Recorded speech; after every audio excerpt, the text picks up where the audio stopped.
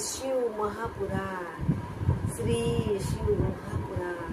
આપણે આવ્યા છીએ 19મો. એના લેખક છે હરિશ્ચંદ્ર ના મહર્ષિ વ્યાસ, અને એનું વાર્તાનું નામ છે કુબેરની પ્રાપ્તિ અને શિવકૃપા. શ્રીકૃપાથી 19મી કુબેરની પ્રાપ્તિ અને શિવકૃપા. કદાચ હું લખતા ભૂલી જાઉં તો તમે સમજી લેજો, આમાંથી ક્લિક કરી લેજો, ટીક કરી લેજો. હું બધા લેખકે બોલી ગઈ છું, શિવ મહાપુરાણ એ પણ બોલી ગઈ છું. આપણે ભગવાનને યાદ કરશું, ગણપતિ દાદાને યાદ કરશું. હે ગણપતિ દાદા, તમે વાંચવામાં અમારે હારી રહેજો. યાદ કરશું, ગણપતિ બાપાને યાદ કરશું. વાતચીતમાં તમે હાજર રહેજો. અમારી ભૂલ માફ કરજો. એ આકાશમાંથી ઉતર્યા રે પડી જવાની, આકાશમાંથી ઉતર્યા રે પડી જવાની, એ ઉતર્યા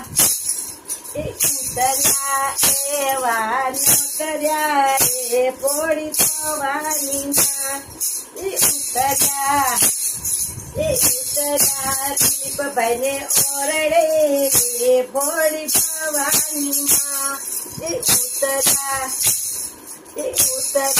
દીપભાઈ ને ઓરડે રે ભોળી ભવાની, એ તું ભોજન જમશો, એ તું ભોજન જમશો રે ભોળી ભવાની, ખાંડ ખીરને રોટલી રે ભોળી ભવાની, એ માથે પાપડનું મટકું રે ભોળી ભવાની, એવું બાજુનું લટકું રે ભોળી ભવાની, એવું બાજુનું લટકું રે ભોળી ભવાની. આવ્યા. ચાલો આપણે વિકાસ સંધ્યા લઈશું. બાળકોને જમતા, સવારે ઉઠતા, બપોરે જમતા, સાંજે સૂતા બાળકોને બચાવજો, અને બાળકોને બાળ સંસ્કાર કેન્દ્રમાં મોકલજો. બની શકે તો તમે પણ સ્વાધ્યાયમાં દાદા જાજો, કેન્દ્રમાં જાજો બાળકોને લઈ, થી કરીને આપણા બાળકોને સારા વિચાર મળે. આપણે એક કડી લઈશું વિકાસ સંધ્યાની. સવાર ઉઠતાની ઉઠીને આપણે પેલા અથડીના દર્શન કરી. કરાગ્રે વસતે લક્ષ્મી, કર મૂલ્યે સરસ્વતી, કર મધ્યે તુ ગોવિંદમ, પ્રભાતે કર દર્શનમ, સમુદ્ર વસને દેવી, પર્વત સન મંડલે, વિષ્ણુ પત્ની નમસ્તુભ્યમ, પાદ સ્પર્શ સમસ્વમે, વસુદેવ વસુદમ દેવમ, કંસચારુનમર્દનમ, કંસચારુનમર્દન. હે ગણપતિ દાદા, મેં વાંચી એમાં હાજર છું. બીમાર હોય એ લોકોને તમારી પાસે લઈ લેજો.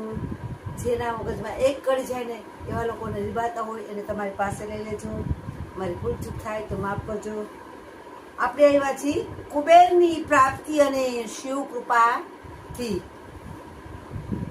હે મુનિવર, મેં તમને જે યજ્ઞદત્તના પુત્ર ગુણનિધિનું દ્રષ્ટોત્તર કર્યું હતું, તે શિવ ભક્તો હોય ઘણું જ સુખમય જીવન પામ્યો હતો, ઘણું જ શિવમય સુખ પામ્યો હતો. અને તે કથા શિવને પણ પ્રસન્ન કરનાર અને ભક્તોને કામના આપનારું હતું. શિવ માટે જે થોડું જ પણ કર્યું હોય તે અમુક કાળે ફળદાયી થાય છે. અમુક કારણે તે ફળદાયી થાય છે. જેણે સર્વ ધર્મ પર સદા જ અપ્રીતિ હતી, એવો તે દક્ષિણનો પુત્ર દેવ યોગ શિવાલયના દક્ષ પીઠાને આશ્રય કરો અને દીવાની વાસનાના યોગથી ઘણા જ દીપ પ્રગટાવી ને રત્નોના દીવાની શિખાનો આશ્રય કરનારો થઈ. દીવાની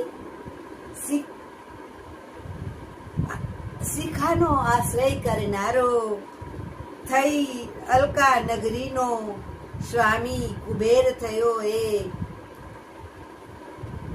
ક્યાંની વાત મેં પહેલા કહી હતી. ત્યાંની વાત મેં પહેલા કહી હતી. જો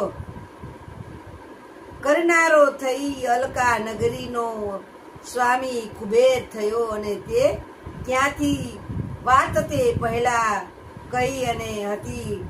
હવે તમને સૌને તે સર્વકાળ શિવની મિત્રતાને કેવી રીતે પામ્યો તે હું તમને ક્યાં કરીશ તે સાંભળો. બ્રહ્મા બોલ્યા, પહેલા જ કલ્પમાં મારા માનપુત્ર પુલસ્યથી પણ વિશ્વ નામે પુત્ર થયો હતો અને તેનો પુત્ર વૈષ્ણવ નામે થયો. તે જ વૈષ્ણવે પહેલા જ અતિ ઉગ્ર તપ વડે શંકર દેવનું આરાધન કરી અને વિશ્વકર્માએ બનાવેલ અલકા નગરી ભોગવી હતી અને તે નગરીનો રાજવી બન્યો હતો અને તે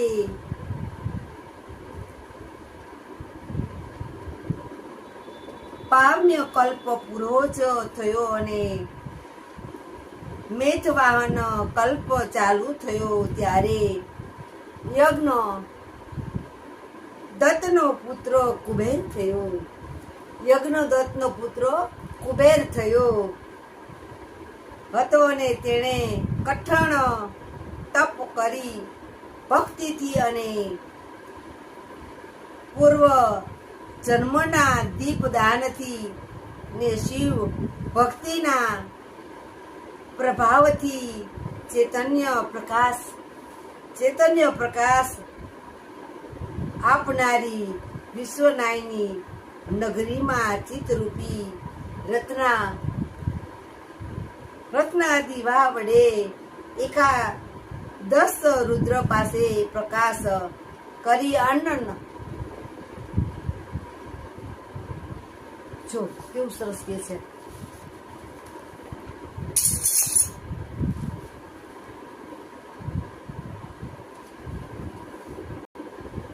ભગવાન કુબેર છે ને એ એક શિવલિંગ છે.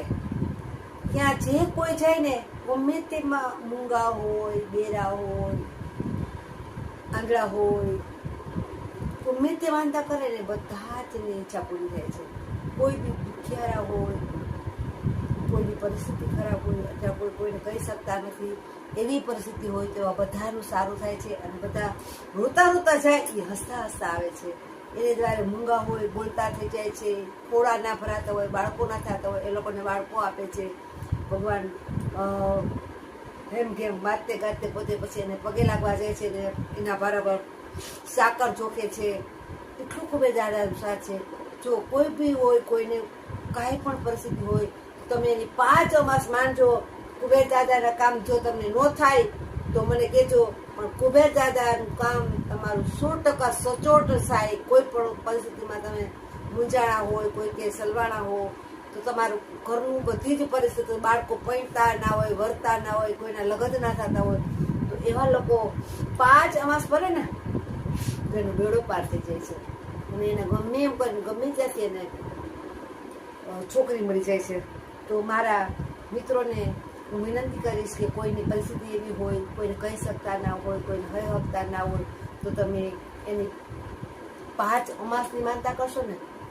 અમાસ નહીં ભર્યું હોય ને 2-3 અમાસ ભરીશો તો આ તમારું કામ થઈ જશે. હું તમને ગેરંટી આપું. કારણ કે કુબેર દાદા છે ને ખજાનો છે.